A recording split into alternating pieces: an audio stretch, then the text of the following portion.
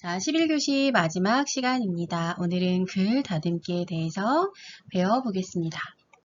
자, 내가 쓴 글을 다시 한번 읽어보고 다듬어야 정말 멋진 글이 됩니다. 그런데 내가 쓴 글은 사실 내가 보는 것이 쉽지가 않아요.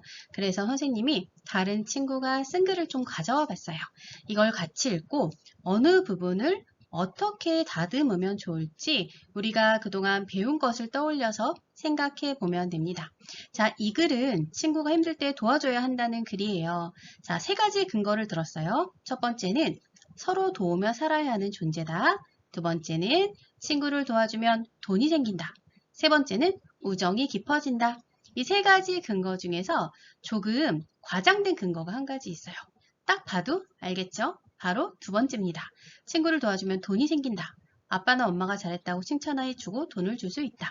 그 돈을 마음껏 쓸 수 있다.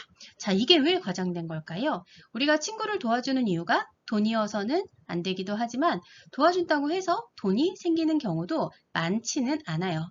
근데 우리 친구들이 가끔 이렇게 과장된 근거를 쓰는데 그 이유가 뭐냐면 내가 어떤 근거를 들어야 될지 잘 몰라서 그럴 때도 있고요. 여러분이 실제 그런 경험을 하면 쓸 수도 있어요. 그래서 우리 글을 쓸 때에는 내가 경험한 것만 떠올리지 말고 보편적으로 우리 사람들이 생각하는 것들을 생각해서 써야 합니다. 자, 두 번째 글도 볼게요. 이번에는 결론이 조금 이상해요. 같이 볼게요. 이거는 숙제를 미루지 말고 바로 해야 된다라는 글이고 서론과 본론까지는 잘 썼어요. 근데 결론에 그러니까 숙제를 미루지 말고 바로 하자. 내용도 기억에 잘 남아 수업 직전에 해야 하고 미루지 않아야 마음이 편하다. 숙제를 안 했다고 생각해서 불안해지지 않고 계획적인 사람도 될 수 있으니까 숙제를 바로 하자. 이거는 여러분이 글 전체를 읽어보면 아는데 사실 본론에 썼던 근거를 계속 반복했어요. 선생님이 결론 쓸 때 요약하는 건 좋다고 했지만 요약과 그대로 쓰는 건 좀 다른 문제예요. 보통 친구들이 요약을 하려고 하다가 요약이 잘 안 돼서 이렇게 그대로 쓰는 경우가 있는데요.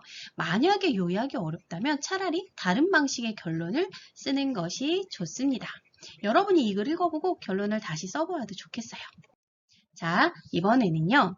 폭염에는 밖에 나가면 안 된다. 이런 글이에요. 자, 폭염에는 밖에 나가면 안 된다. 건강에 위협이 된다. 여기까지 근거는 잘 들었는데 여기를 한번 잘 볼까요?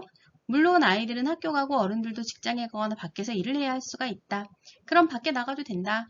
밖에 나가야 할 일을 할 수 있기 때문이다. 이렇게 썼고요. 결론도 우리는 폭염이라는 위험한 날씨 속에서 건강을 지키기 위해 조심해야 한다. 밖에 나가는 것을 피하자. 그리고 나가야 할 땐 나가야 한다. 폭염에는 밖에 적당히 나가자. 어떤가요, 여러분? 이 글이 어떤 실수를 한 걸까요? 이건 바로 주장이 바뀌어 버린 거예요. 자, 폭염에는 밖에 나가면 안 된다. 내가 이렇게 주장을 했어요. 그래서 건강에 큰 위협이 된다라는 근거까지도 잘 썼어요. 그런데 여기 어떤 반론이 나올 수가 있죠? 아니 어쩔 수 없이 밖에 나가야 되는 사람도 있잖아요. 우리도 학교 가야 되고요. 어른들도 직장 가거나 일을 봐야 될 수가 있고요. 밖에서 일하시는 분도 있어요. 그럼 어쩌죠? 라고 누군가 반론을 제기했을 때 이거를 내가 반박하지 못하기 때문에 나도 모르게 그럼 나가도 됩니다. 라고 주장을 바꿔버리는 거예요.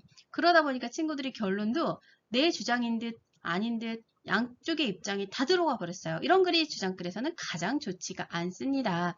자, 그러면 어떻게 하면 좋을까요? 이걸 어떻게 반박할 수 있을지 좀 더 고민을 하거나 아니면 내가 사실 반박에 정확하게 대응할 수 없다면 사실은 주장을 바꿔서 써보는 것도 좋습니다. 왜냐하면 그게 내가 아직 설명하기에는 어려운 주제일 수 있기 때문에 그렇습니다. 자, 이제 여러분들이 친구의 글들을 살펴봤는데요. 내 글을 보는 것도 중요해요. 그래서 선생님이 내용에서는 어떤 부분을 봐야 되는지, 그리고 형식적인 부분, 맞춤법 띄어쓰기 같은 부분은 어떤 걸 봐야 되는지 여기에 다 넣어놨어요. 근데 사실은 자기 글은 자기가 보기 힘들기 때문에 이걸 내가 한번 읽어보고 체크할 수 있는 건 체크해도 좋지만 어른들하고 한번 글 보면서 이야기를 나눠도 좋고요. 또는 내용과 형식 면에서 어떻게 글을 써야 되는지 지침처럼 삼을 수도 있습니다. 오려서 벽에 붙여두면 좋을 것 같아요. 글을 쓰다가 뭔가 헷갈리거나 어떻게 쓰지? 라고 할 때에는 이걸 보면서 해도 좋습니다. 자, 우리 지금까지 벌써 11교시의 수업을 했어요. 1교시부터 차근차근 따라와 보니까 어땠나요? 좀 쉬운 부분도 있었을 것 같고요. 너무 어려운 부분도 있었을 것 같아요. 그런데 혹시 느낀 점이 하나 있지 않나요?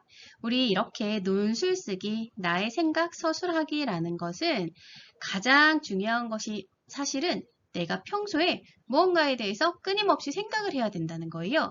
그렇지 않으면 우리가 이런 여러 가지 주장이나 질문들에 대해서 답을 하기가 쉽지는 않아요. 그래서 선생님한테 배운 거를 매일매일 할 필요는 없어요. 이건 다 기억하고 있다가 일상생활 속에서 내가 주변에 보는 것들, 만나는 것들, 내가 겪는 문제들을 어떻게 좀 해결하면 좋을지, 이 상황에서 우리가 어떤 주장을 할 수 있을지 생각하면서 지내면 좋겠습니다. 자, 너무너무 수고 많았고요. 그동안 열심히 한 모든 친구들을 축복하겠습니다.